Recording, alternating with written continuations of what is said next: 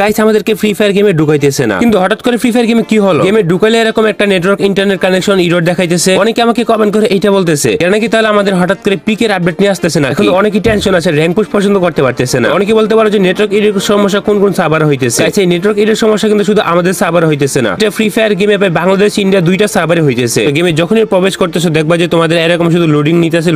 আবার অনেকটা দেখাইতেছে যে এরকম করে টাইমিং আউট। তো কথা হইতেছে যে এই সমস্যা ঠিক হইবে কখন। এই সমস্যা ঠিক হবে খুব তাড়াতাড়ি, এটা জ্ঞানের সাথে অলরেডি কথা হইতেছে। আমাদের আবার উল্টা পাল্টা কথা বলতেছে যে ফ্রি ফায়ার আইডি ব্যান করে দিছে, আবার অনেক আইডি সাসপেন্ড করে দিছে। এমন কিন্তু না, হঠাৎ করে ফ্রি ফায়ার গেমের একটু সার্ভারের প্রবলেম দিছে, কারণে সম্পূর্ণ গেমটার মধ্যে এরকম সার্ভার এরর দেখাইতেছে। জ্ঞানা অফিস থেকে এটা সমাধান করার চেষ্টা চলতেছে। তোমরা যদি মনে করো উলপিক নিয়ে আপডেট চলতেছে, এটা কিন্তু সম্পূর্ণটা ভুল। ঠিক হবে কখন এটার কোনো সিউরিটি নাই। আশা করা যেতেছে যে আধা ঘন্টা থেকে 1 ঘন্টার মধ্যে ঠিক হয়ে যেতে পারে, এবং তোমরা যারা যারা ওয়েট করতেছো ওদেরকে আরো কিছুক্ষণ সময় পর্যন্ত ধৈর্য ধরতে হবে, কারণ এটা অলরেডি 2-3 ঘন্টার মতো হয়ে গেছে যে আমাদের এরকম প্রবলেম হয়ে রয়েছে। গ্যারেনার টিম থেকে কাজ চলতেছে এবং গ্যারেনার টিম এটা নিয়ে অনেক কাজ করতেছে। উলপিক কিন্তু আস্তে আস্তে না সবাই উল্টাপাল্টা নিউজ তোমাদেরকে দিতে